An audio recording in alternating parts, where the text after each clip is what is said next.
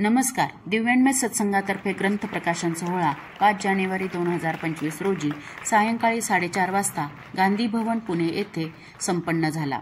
ब्रह्म साम्राज्यातील ऐश्वर्य योग हा ग्रंथ चतुश्लोकी भागवतावरील सखोल चिंतन असून या ग्रंथाचा प्रकाशन सोहळा चैतन्यमय वातावरणात ईश्वरी ऐश्वर्य स्वरूपात संपन्न झाला. दिव्यांमय सत्संगाचे उद्गाते, प्रणेते व आद्य प्रवर्तक परमपूज्य स्वामी स्वरूप स्वानंद यांनी मूळ वेदांवर आधारित असलेला व आजवर खूपच कमी संतांनी त्यावर लेखन केलेला असा हा अद्वितीय व दुर्मिळ ग्रंथ असून स्वामीजींच्या लेखणीतून तो त्यांनी सिद्ध केला. कार्यक्रमाचे प्रमुख अतिथी फुलगाव येथील श्रुतीसागर आश्रमाचे परमपूज्य स्वामी स्वरूपानंद सरस्वती, दिव्य जीवन वाटिका आश्रम परमपूज्य स्वामी स्वरूप स्वानंद यांच्या आई परमश्रद्धेय आईसाहेब, तसेच आदरणीय प्रवचनकार विदुषी डॉक्टर कल्याणीताई नामजोशी होत्या.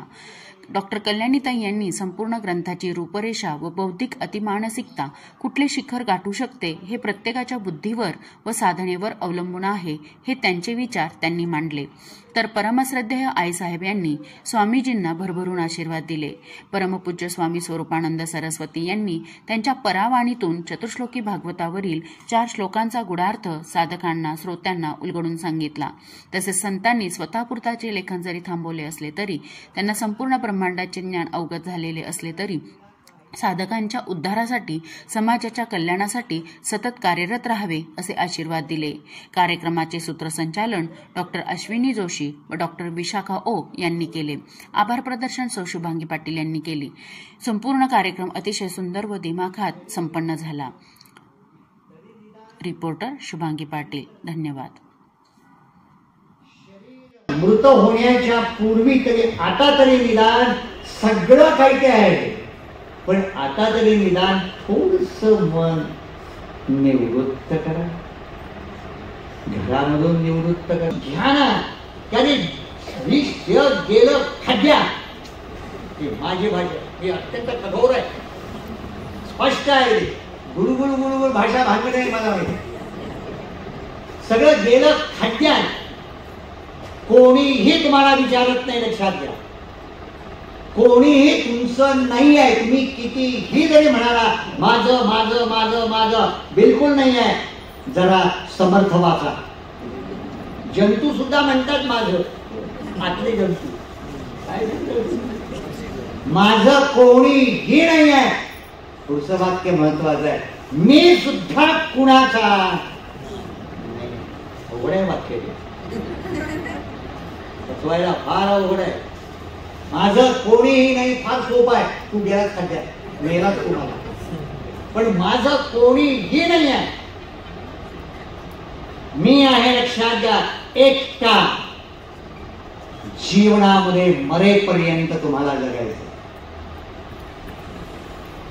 मरेपर्यंत जगलंच पाहिजे. आणि हे जर सत्य असेल तर एकटंच जगायचं आहे आणि एकट्यानंच मरायचं आहे. सर्व गोतावळा जरी असला तरी तुम्ही एकटेच आहात. ही आनंद तरंग. त्याच वेळी तो म्हणू शकतो, लक्षात घ्या, आनंदी आनंदकडे जिकडे तिकडे चोहीकडे नभात उरला दिशात फिर. या जगामध्ये आनंदाशिवाय काही नाहीच.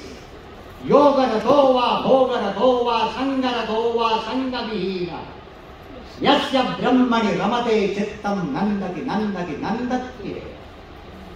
फक्त जीवनामध्ये राहतो तो आनंद, जीवनामध्ये राहतो तो पूर्ण आत्मा, जीवनामध्ये राहते ती फक्त शांत स्वरूपाची.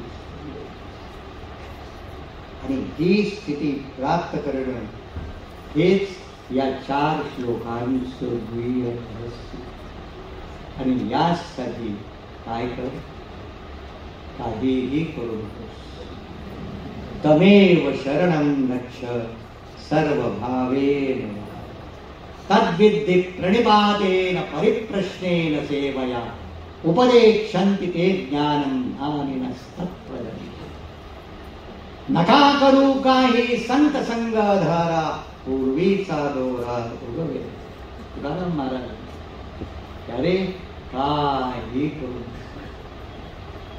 मनामध्ये पूर्ण श्रद्धा ठेवा. अत्यंत श्रद्धा, किती सांगू शकत नाही. पूर्ण श्रद्धा. आणि या श्रद्धेनं भगवंताला समर्पण हो. परमेश्वराला शरण. सर्वधर्मान परित्यज्य मामेकं शरणं व्रज. परमेश्वराला शरण जा. परमेश्वराचं भजन कर, पूजन कर, सेवा कर, भक्ती कर, नामस्मरण कर, अखंड कर. वेळ नाही काय म्हणताय? वेळ भरपूर आहे तुमच्याकडं. ते